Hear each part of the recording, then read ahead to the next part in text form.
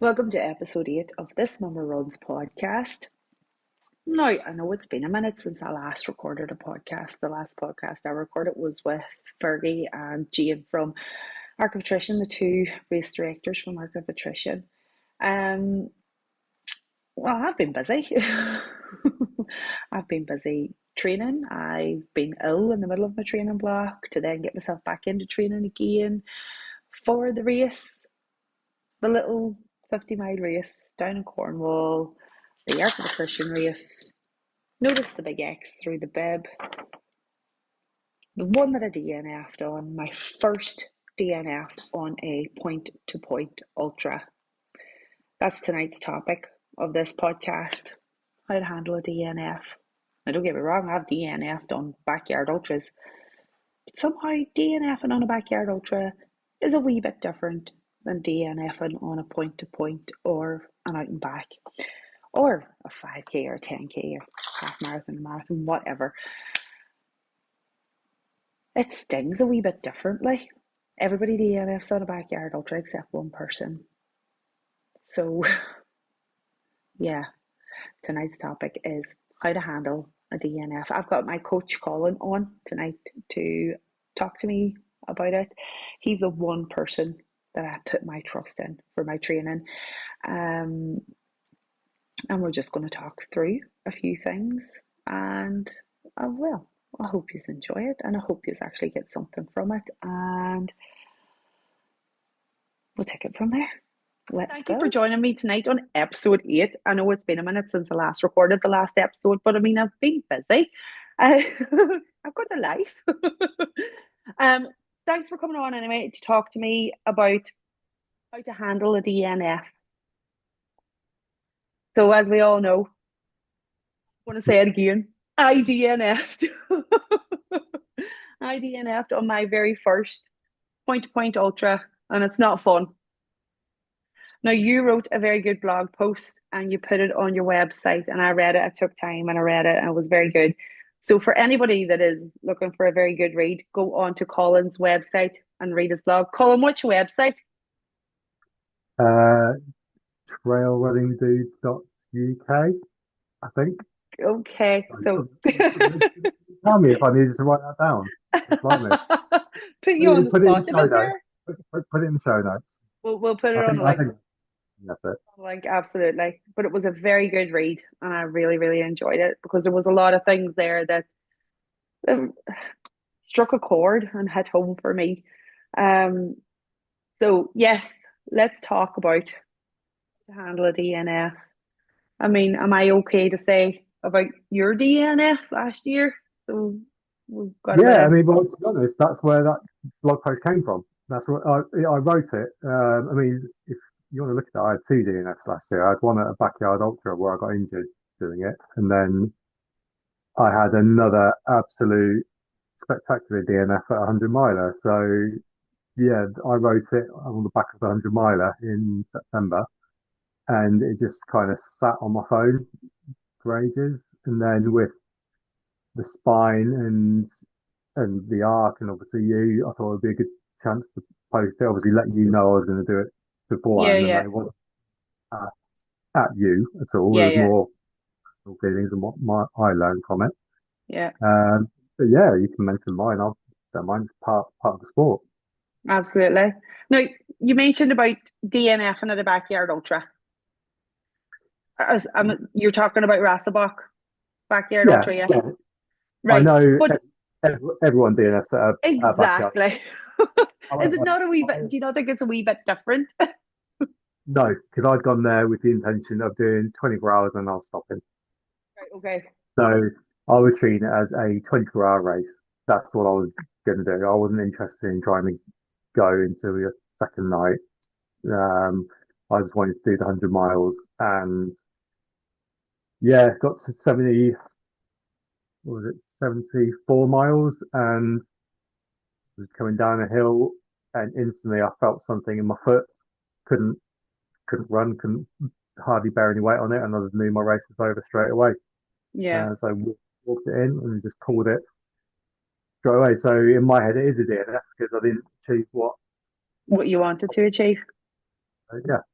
Yeah. Uh, Okay. Yeah, no, fair enough. I get that. And I suppose I was there and I'd done that race with you. And the same thing happened. I wanted the 12 hours because I was heading into the lap. The lap was my one of my big races last year. And yeah, I think it was 11 hours I got to.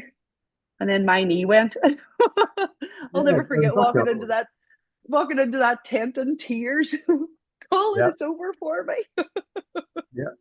It's backyard hours are brutal. I think they're harder than a in commas normal ultra. I think they're harder to be honest with you Why do you think that? because you can't run your race. Right? Well, yeah, I suppose Uh, you're out doing loops and yeah, it's just that loops. yeah, exactly. You can't run at cover the distance at a pace that you'd feel comfortable doing that or that you would want to do. Yeah, Naturally, I'd probably when it's a non-backyard ultra, I'm probably going a bit quicker than I would be there normally, and also the stop starting doesn't doesn't help me at all. I'd yeah, rather if I'm going to stop, I'd rather walk and then just spend a bit of time in a checkpoint. Whereas, yeah, so I just think they're harder. Then you've got the mental side of it as well. They typically start midday as well, and that's just that messes with my head. I'm a early morning runner, so I like to yeah. start these things early. Um, But yeah, but like I said, I still kind of think of it as one, but it was just one of them things. As soon as I felt it, I knew that was it, game over. It's just one of them things, and it kept me out for a month. Whatever it was I did, I still don't really know what it was. My God. This is the shitty game that we play when we do stuff like this. Yeah, it's a Lift, brutal it is a brutal sport, you know. it is a brutal sport, but we actually realize that when we're in it and when we sign up for these races because we're so gun ho for these races and to get finished and we just want to get them done and get the medal and then you actually have time to sit and reflect on it like we're doing now. But it is absolutely brutal. I think it's pushing yourself. I think that's what it is. Once you've, from personally for me, once I've done something, whether it be a distance or a race, I'm kind of straight on to what's next and what's the next challenge. Yeah, Um, well, go bigger almost. yeah, go bigger, longer, further, faster. Yeah, It's always about sort of improvement and pushing myself. That's what it's me. And eventually, you push far enough, something's going to push back, and then it's how absolutely. you overcome that. That's that's Yeah, where that's going. the piper has to be paid. Yep, he does. He does. Definitely. Um, DNFing, I mean, hard. It's really, really hard. The physical side, I mean, you're going in, like, for example, I went into Arc of Attrition. Well, last year doing backyard ultra with you, I'd hurt my knee and I called it a day at 11 hours. But that, I, I didn't take that one as hard almost as I've taken Arc of Attrition.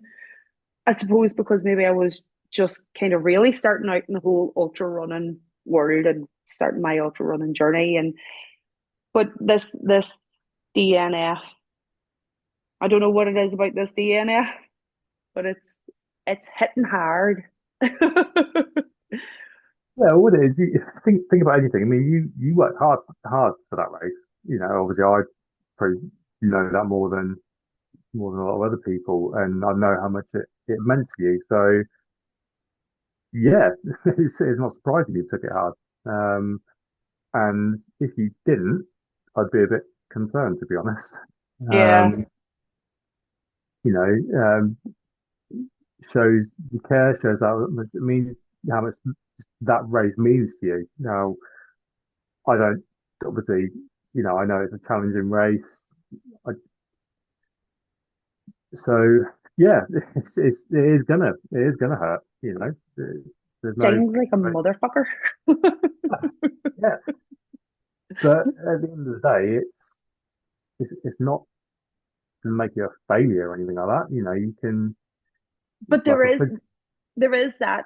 for me anyway, I can't speak for anybody else, but for me anyway, there is that massive sense of fear because I failed on that race. Not only did I mean, I know we've spoke about this in the call that we had last week, but for the purposes of this podcast, like that's how I feel. I feel that I failed in the training plan that you'd set out for me. I feel that I'd failed you somehow as my coach. But that's just how I feel. And I know it's just a feeling but you know why I invested so much time and so much energy into that training plan that you'd laid out for me. And then I went and got freaking ill in the middle of it. And I had to take 7 weeks out of it and do like suboptimal training on it. But then I pulled myself back and I was hitting it and I was doing it. And the hill reps that you'd set for me, I was beasting up that hill and I was happy and I was getting on with it. To then to then fucking have an injury a week before, and then picking up a bug.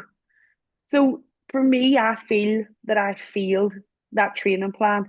I let that training plan down, and I let you, as my coach, down. Obviously, you tell me that I didn't, and uh, but that's just how I feel on it. And you probably will feel like that for a while. I mean, you haven't let me down. You haven't let the training plan down. You haven't let yourself down. I mean, I've said it to you, and I'll happily say it on here. I'm immensely proud of how you did that day, considering you hurt your calf that much. You were in pain running to get through 20, 22, 23 miles. You did, Something, and just yeah, I don't know. in pain. That's I mean, I know ultras hurt, but there's there's the normal achy hurt that you get, and then there's another type of pain. So yeah, I think I think eventually you will become very proud of just how mentally strong you were that day. I think it's too soon for you to realize it now. You won't, but you will at some point go, actually, yeah, I really did mentally, I did something that day. Yeah. Oh, You would, mentally, that day broke me. but if they hadn't stopped you, you would have got to the finish. I mean, it would have took you ages. God Oh, knows, you would have been a hermit walking around the coast path, probably absolutely. in your I'd bivy bag at some point. Um, hopping you know, round begging, in the bubby bag. begging for change and for food or something. Absolutely. Help me You get would have made round it. Arc of Attrition. Yeah, yeah, you would have. You were never going to stop off your own back. I mean, hence why I didn't even mention to you about not starting it. 'Cause I mean, that was I'm not wasn't even going to waste my breath because I knew that wasn't going to happen. Uh, I didn't want to have to tell you, like text you and tell you. exactly. You've already done it that week, so why add another one onto it? Um, Absolutely. so yeah, I think eventually you will look back on that and feel very, very proud that you got as far as you did because Yeah, and I think the annoying thing you're finding is compared to how you recce it, you can do it, I do. and I know. that's the that's the kicker. You can do it, and you can't go back and do it next week when No, or in a couple of months' time once you've let the calf heal a bit, you've built up your volume again. That's the you have to wait. That's yeah, the killer. yeah. Uh, And that's probably part of the reason as well that I will go back and recce it in my head to prove to myself that I can do it. yeah, exercise some demons as well. Yeah. To get rid of those demons that fucking came out that day because they need putting back in their place. You think the next time you're doing it and you haven't got a calf issue, you just think how you will feel then, Yeah. because fitness will be the same, if not better. But you'll be like, oh God, I remember this. This was hard last time. I feel so much better now because I can Hmm. actually move. Oh, I'm Yeah. an hour ahead. I'm 2 hours ahead of where I was at this point last time. Yeah, So you'll be able to use that as a tool to as encouragement next time you're doing a race. yeah. It is a lonely place. DNFing is a lonely place. I mean, God, on that race there was over 100 DNFs, but do you know what? I was the only person that DNF that day. And I know that sounds ridiculous, but I'm the only person Mate, that DNF. you don't care about the Do, people's DNFs, do you you know? know. Well, there was a few people there that I knew that was running and they DNF, but I care about their DNFs, but everybody else can. If you like anything, if you don't know someone, it's not. Yeah, no, I know. Um, but DNFing definitely adds fuel to the fire. Because, like we've just said, I'll go back and I'll do it. And I'll do it because those demons do have to be put to bed, whether that be on the recce or if I decide to maybe go and run it again next year. It has Yeah, to be looked at. It has to be looked at again, and it has to be. Like, well, for me, I don't know. I can't speak about anybody else that does this sort of thing, but yeah, it has to be put to bed. It has to be taken care of. and I also think the crucial thing with a DNF is to learn from it as well. Now, the reason you know got timed out, you didn't quit, was because of your cartridge was just a freak. Like we were just saying before we start recording, I honestly do not know how you did that. I know. Uh, I know. it Week just before, and that's the yeah. annoying thing. But when we spoke a couple of days after it, we instantly picked out at least two things. We were like, right, you could do that better, you could do that better, and it's not even stuff to do with the race; it's the build up to it. Yeah, Like get to registration, are you getting treat it like an aid station, get in, get out, fuck off. Sorry, yeah. I'm allowed to swear. I can swear on this Yeah, I camera. mean, I've been this. It's fine. Um, Just for anybody out there listening, don't let your kids listen to this. yeah, yeah, we do get a bit potty mouth family. But yeah, don't registration, get there early, get gone, so then you can get your kit and everything sorted, and actually try and relax and rest a little bit before, because you're never going to get a decent night's sleep before a race, but No, never. you can rest. You can just chill out in front of the TV and just eat early, have an extra meal because you've been able to, eat your dinner at like 4 o'clock in the afternoon, so you can have a bit of supper at 8 o'clock. So you're just getting a bit of extra fuel into you, Yeah, carrying, not rushing around. Um, coat thing we said, you know, just so you're not having all your kit on beforehand. All this sort of little things that you need to just remember or write down, so then you can learn from it next time. I mean, I've from the DNF in September, I've made loads of little notes and stuff that I've royally screwed up some things that day, and it's like, oh, I'm not going to do that again. so, like, So what kind of things have you like written down? Because I've started doing that. I've started making little notes for myself as well.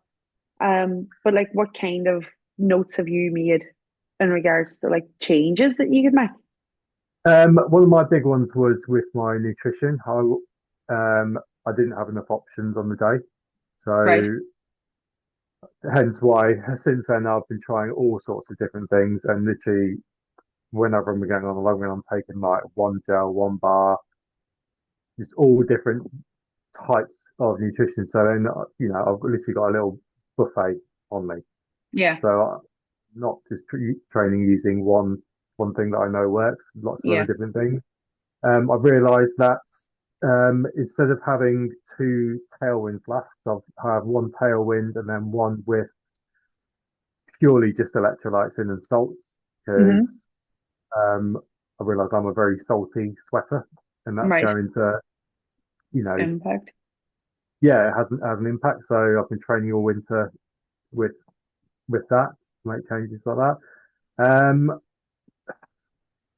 My attitude towards checkpoints. Now I know that obviously I do say sort of, and I do sort of stand by. Not a sit down buffet. Get in and get the Yeah, fuck out. it's not. But if you're feeling bad and you've got enough time, take an extra 5, 10 minutes. I know I put that to practice in January when I did a race. I wasn't feeling great halfway through, and I took 15 minutes. Yeah. I didn't, you know, I wasn't in any danger of the grim sweeper. And I think, but so treating it like, yeah, I can take that time if I want to. Have a minute. Um, what other stuff have did I come up with? Not putting so much pressure on myself to hit times. Now, I will still have a time in mind for races because I'm a very time orientated runner. Yeah. I like to set a time to try and do these things in, Yeah. but be the be all and end all.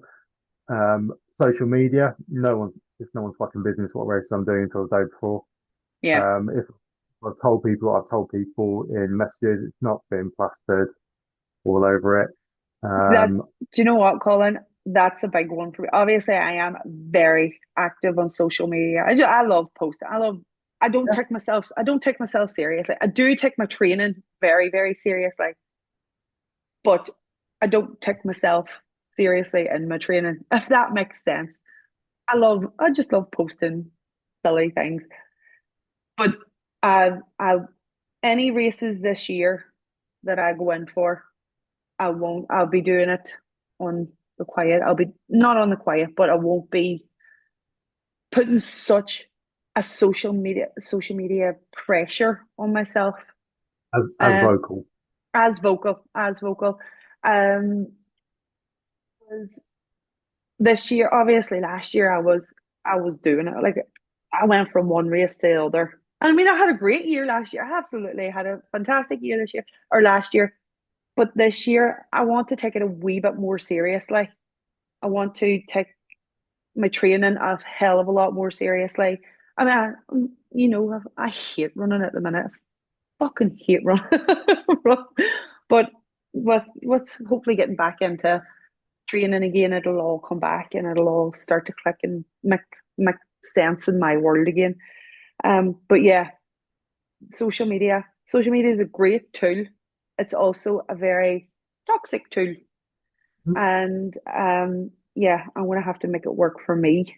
So I'm going to be not as vocal, maybe, in regards to the races that I do. But obviously, the training side of it will still get posted about. The thing is that what you say about hating running and training that at the moment, that's I think I've said this to you before. Take myself at the moment. I mean, I'm pretty consistent at the minute with training, but I can't say I'm loving it at the moment. I'm Yeah, not getting out the door to go and run. It's rubbish at the moment. The weather's horrible, the yeah, ground's horrible. It's just like it is a chore, so I'm not enjoying it. But and I'm going to butcher this. This is something my wife said to me, and I've said this to you before. I think of yourself as like the seasons of the year. You can't always be summer. yeah, Sometimes it true. is winter. Sometimes it is autumn. Sometimes it is that shitty part of spring where it's just raining all the time. All But but you get through it, and then it's spring, and then it's summer, and everything's nice. So you just gotta, I think, to be consistent with it, and eventually the love for it will come back, come back. Yeah, and it'll all click. will come back from it. Yeah. Because even though you're going out, you'll still be getting some endorphins from it just by going out and doing it. You Oh God, absolutely. might not think, great, it's 5:30 on a Monday morning in February. I'm going to go out and run for an hour, and it's raining. It's in the ground. Yeah, like I said, no one wants to do that. Nobody We wants we'd to all do it. rather we'd all rather be doing it in a nice, reasonably warm, not too warm, day with nice views. Come home, not Absolutely. not have to go to work. Yeah, unfortunately, don't work like that. But you see, to me, right?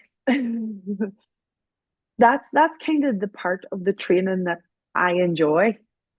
Like I enjoy getting up early in the morning, getting out, getting it done before anybody else in the world is awake. I'm out there, I'm grinding, I'm getting it done, and it's done for the day, and then I can get on and go about my day. But that I do enjoy that kind of aspect of it. But it's hard to drag yourself out of bed at 5 o'clock in the morning to tie your hair back, get your trainers. Not that you tie your hair back, do you? Tie your hair back? Man bun? Yeah, man bun. Top knot wanker. Don't know. Very good. Oh God. But yeah, it's a grind. It is definitely a grind. But I really do enjoy that little saying. Nobody, you can't be somewhere all the time. Very good. I think from your personal point of view, you got to think you've had an injury as well, so that's going to be in the back of your mind every single run. You're thinking you're probably every time you push off with that leg, you're like, is it going to hurt? Is it going to hurt? Yeah. Is it going to... Oh God, 100%.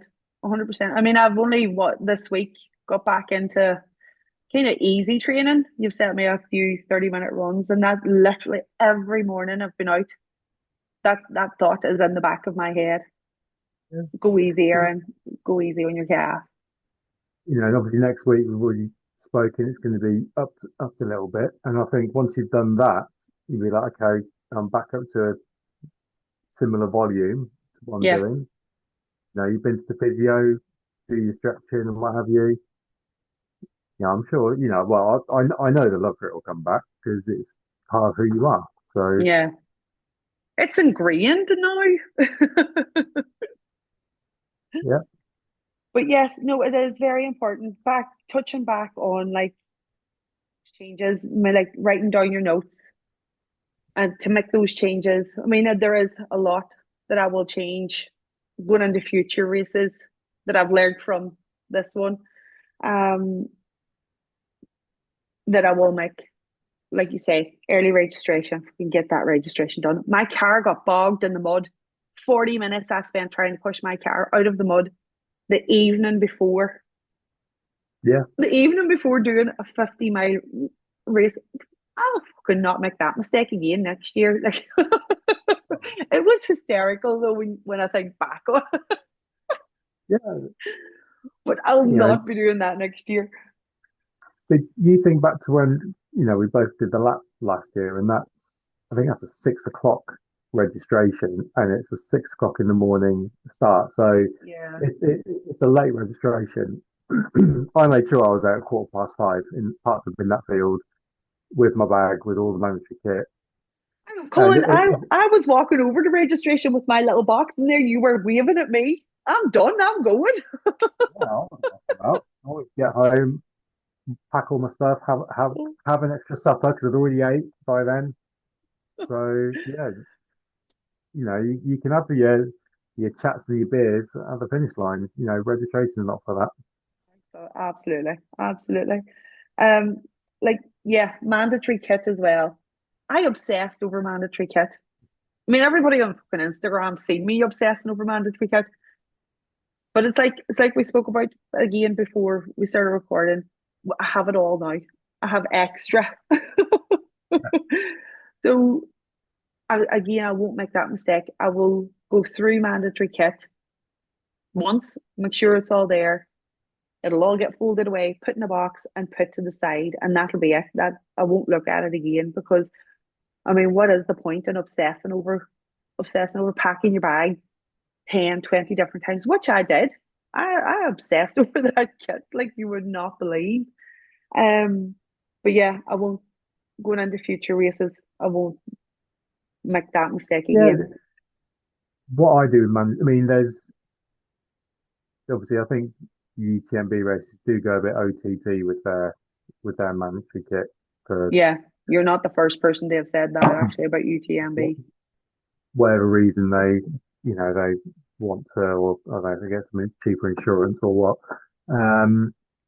But there's always, if you think every long run you do, there's a waterproof jacket, a waterproof trousers, there's a first aid kit. I personally always carry a bivy bag. Anyway, There's always, a spare head torch. Like you charge it, and that stuff lives in my race pack. It's in a dry yeah, bag. It lives.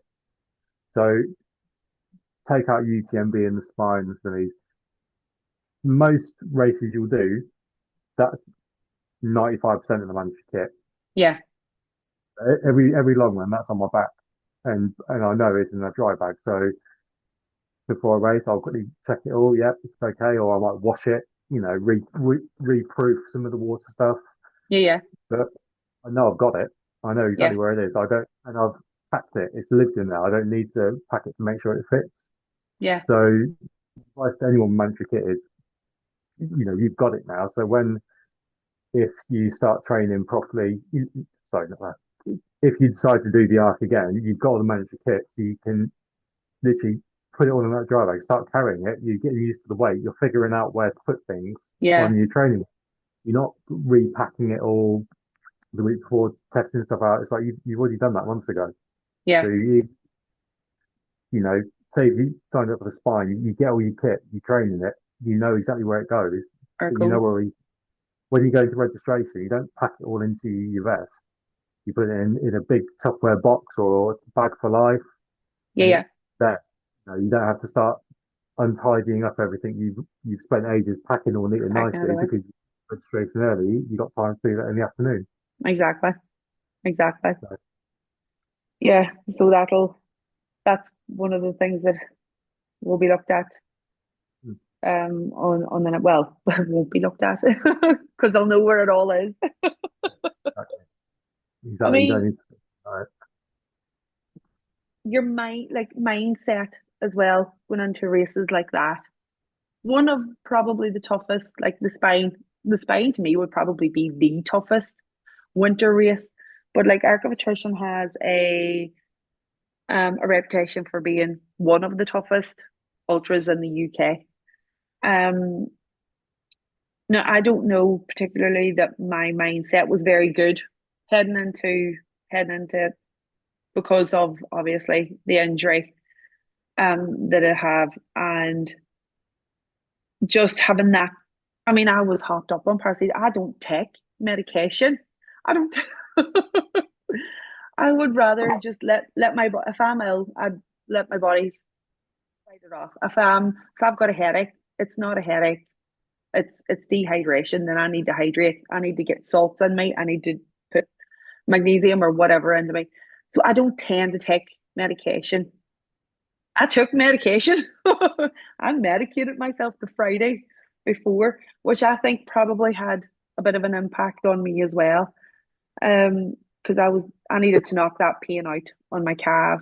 So I was taking 1,000 milligrams of God Almighty, if anybody's listening, don't do that. Um, Taking 1,000 milligrams of paracetamol every 4 hours and it had caffeine. It definitely had an effect on me. I don't know that it had an effect on my calf. But obviously, like I'm digressing. But yeah, you need a certain kind of mindset, and heading into that race, I don't think my mind was in the right place purely because of the events that happened the night before with the car, and then my calf was the big one. So it's like going back again, me, Reiki, and the route. What 7 weeks before the race? I'd done that in a storm. I'd done it. I'd Yeah, done it, and I got it done. And then in good time. and in good time in a storm, 64 miles fucking an hour winds.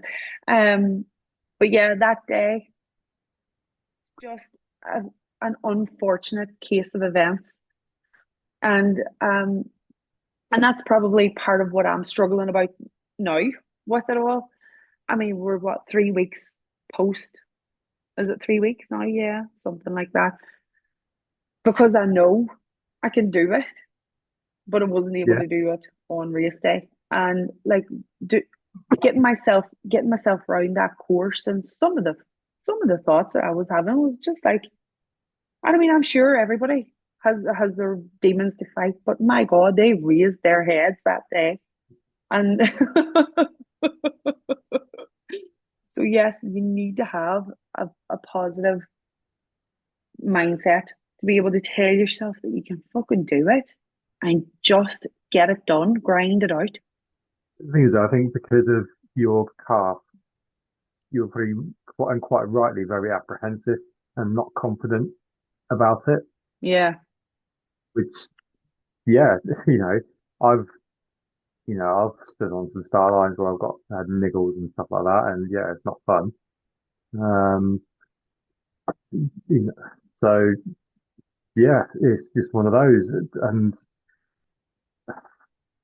it's just rotten luck what you had. That's all it is. It's nothing you did.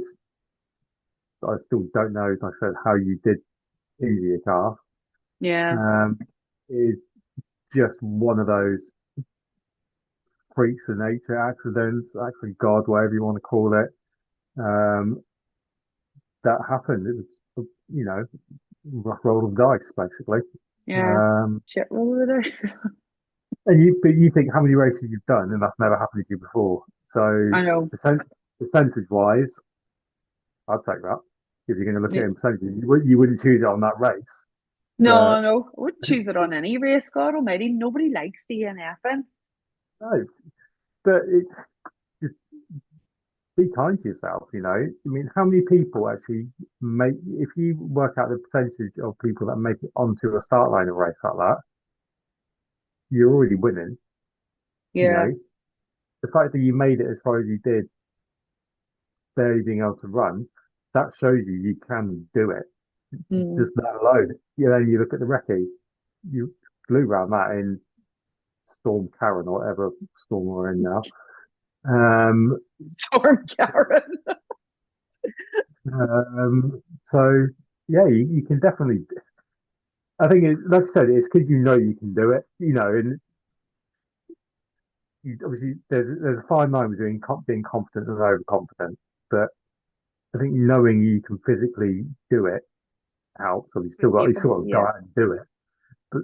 But like going back to what I said earlier, if when you go back and do it, you'll be looking at that lighthouse and going, I'm here an hour and a half quicker than I was last time. Oh, and I'm not in physical pain. I'm not crying. I'm having a good day. Yeah. And just Have a great positive day. boost will help you. Exactly. So Yeah, absolutely. Do you think do you think there's any way of it's just something that I was reading earlier on about DNFing. God, am I getting obsessed about DNF? But do you think as a coach there's any way you can like prevent yourself from DNFing? um, That's a bit of an obscure question or a tricky question. it, Obviously, there's the physical side of it. there's You know, if physical. you're running injured or you should Yeah, you should never run injured though. you shouldn't. But then would you have listened if I said you shouldn't be doing it? No, probably not. There's no probably about it. I No, know for a fact. definitely not. Um, so there's no guarantees with anything. Yeah, But what I will say is there seems there is a sort of a lot of people will wear it as a badge of honor that they've never DNF'd, and I personally think that's totally wrong. yeah, Doesn't make you better than anyone if you've never DNF'd. You've been bloody lucky, to be yeah. honest with you. Or you're not challenging yourself. True. I would argue you're You're probably not challenging not yourself. challenging yourself. Um, you look at the top the top runners in this country, they've all done it. Yeah. King Colin on the spine last month, was it three attempts, three, maybe even four Three he'd had three at it. attempts. Yeah. Yeah, DNF, every single time, and came back every single year. 4 years on the bounce it took him to finish it, and he came away with the And win. won it. Um, there's there's so many people. How many people do trying to obviously a Bob Graham round is a big target of mine. Yeah. One in two fail on that. Really? There's a 52% failure rate of My people. And God. that's not a company organising it. This is people organising it themselves, going out doing recce's themselves, putting the team together, asking their friends and family to give up, you know, a Time and weekend yeah. along, come up and just sit in the car or carry their shit around the fells with them, and Yeah. 50%. Wowee. So just for a day out. Not that sounds very just for a day out on the fells, and that just to sounds try and very like yeah, just to try and cover 42 peaks in 24 hours. yeah, Like that's if you want to break it down, that's all it is. yeah, There's no, you get a certificate, there's no medal. insane You literally get a bit of paper to say you've done it. to And say you've done it. if you're 24 hours and 1 minute, you do not get that. My God, So it happens all the time, and it's not, you know, if you've done, I'm sure Kim learned something every single time, and I know there's other issues that he had, but everyone who is DNF will have learned something. Everyone who has attempted the Bob Graham round will go, I learned something. I shouldn't have gone out in that weather. My nutrition was bad. I took the wrong yeah, line off. Oh, and it cost me too much time. My nav was, there's so many things you can learn, and it's a case so of learning from it, and you are better for it, and also you're better mentally for it as yeah, well. yeah, and Unfortunately, implementing them the next time you go yeah, out and try it.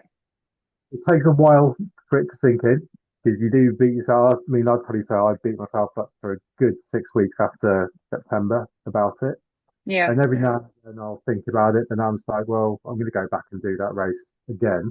And my goal will still be the same, do it in the yeah, time I want, but I'll execute it differently. yeah, But it's also, obviously, I'm self-coached, but I could look back at the training I did leading up to it, and I did 9 weeks of good training, but that uh-huh. probably wasn't enough for what I wanted to do. I should have, Right, okay, and take a step back further, and the build up to my race before that wasn't great. So I yeah, wasn't coming in as fresh as I would have liked to have been. yeah, And there were circumstances, life gets in the way. You're not paid to do this, so sometimes this stuff happens. But yeah, just being aware of that, looking further back than that one block you put together for it. So there's all sorts of stuff you can learn from it, and it's just a yeah, case of implementing it. absolutely. Oh, I really enjoy that. Do you know, I think too, um, I didn't enjoy it. I didn't enjoy race day. I bet you didn't. No, but I should have I should have went into it to enjoy it. I should have went into it and um looked at it. I put a lot of pressure on myself on it. I put a hell of a lot of pressure on myself for it. Um, which in turn maybe had an effect as well.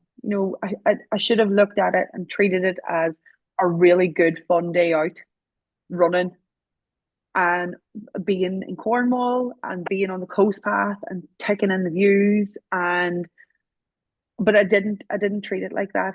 Obviously though there were issues in the background and everything else, but I should have looked at it as just a fun day out running on the coast path.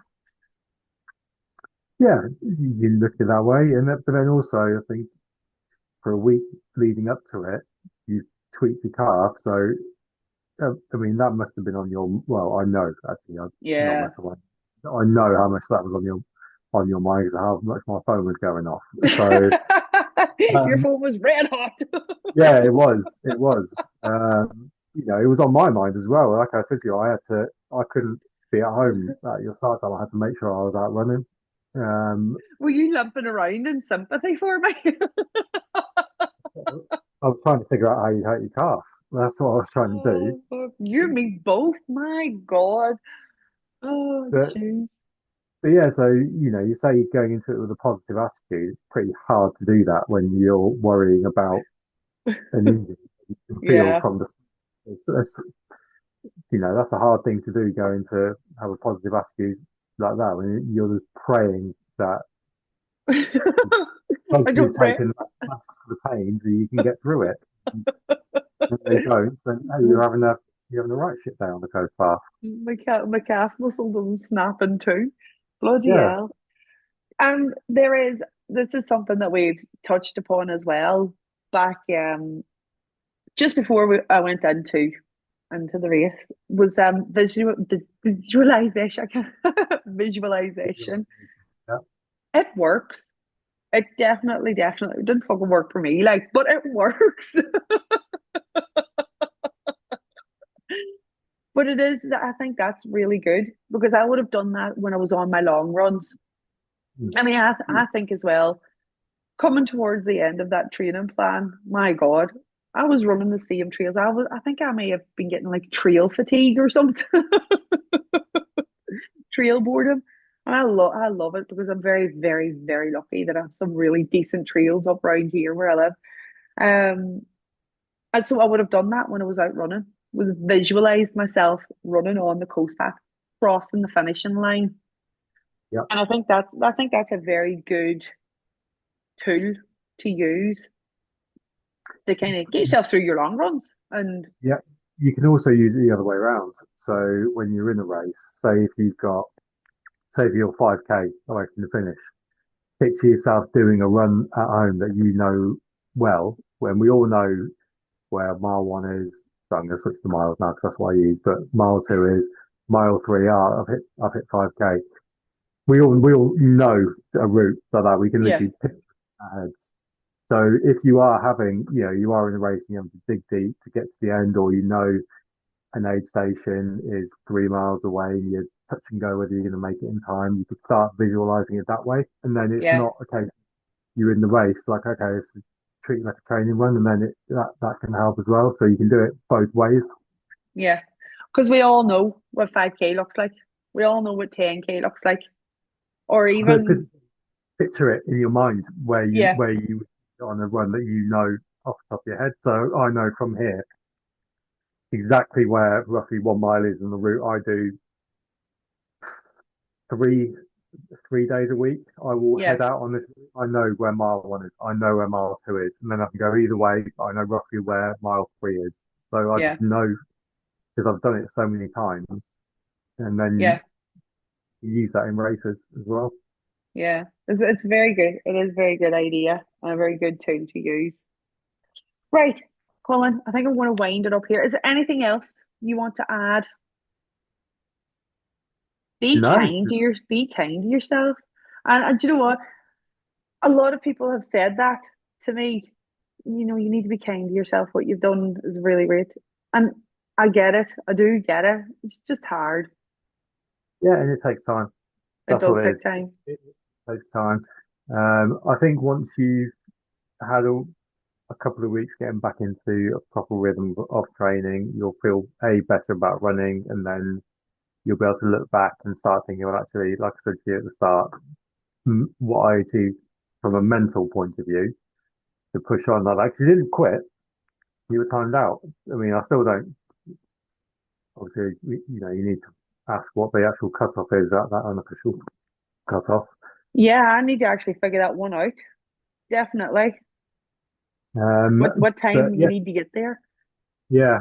But I think what you from a mental point of view, how well you did that day just to get through it on sheer willpower. I think you should. And I think you will be very proud of yourself. So you should be. But it takes time to get there. Yeah. Yeah, you just gotta look forward to the next adventure. It's not Exactly. gonna the feeling isn't gonna last forever. No, it won't. But like I said, It it's won't. seasons, isn't it? Soon it'll be Exactly. spring. And then you just look forward and go for the next one. And just Absolutely. keep on grinding. That's the one. Right, Colin, I am going to wind it up here. Thank you very much for joining me tonight on the eighth episode. I know it's been a minute since I recorded the last one. Um, but yes, thank you for joining me and talking through DNFs and how to handle it and moving on and getting on to the next thing. Yeah, no problem. Thanks for having me on. I'll chat to you soon. So there you go. That's episode 8 of this Mama Runs podcast on how to handle a DNF if you've ever DNF'd on a race. Is it a case of did not finish? It is a wee bit. It is for me. It is a case of did not finish. But as I got told on Instagram, it's also a case of did not feel. You've done the time. You've done the time on your training plan. You've stuck to it. You've grinded it out. You've got yourself to the start line. You've done the hard work. The race is the victory lap. It absolutely is a victory lap. So, you know what? You didn't fail. It is a case of being kind to yourself. And that's something that I'm learning to do is try and be kind to myself. I'm very hard on myself sometimes when I want to do things like this. But we grow, we learn. I'm going to take a lot away from the DNF that I just had in first DNF on a point to point ultra. We learn, we grow from it, we move on, we take it into the next challenge that we set ourselves. With that, I'm going to say thanks for listening. I hope you've enjoyed it. I hope you've taken something away from this episode, and yeah, hopefully you can implement it heading into your next race. But if you've enjoyed it, please get me on Instagram. Look up my personal Instagram page. It's thismummaruns_83. Hit the This Mumma Runs podcast page on Instagram. I'm on Spotify and I'm on YouTube as well. So yeah, follow along and give it like. I'm going to try and be more consistent now with podcasts and get people on and have chats with them about their races and upcoming events that they've got planned. So yeah, thanks for listening in and I hope following along. Hope you've enjoyed.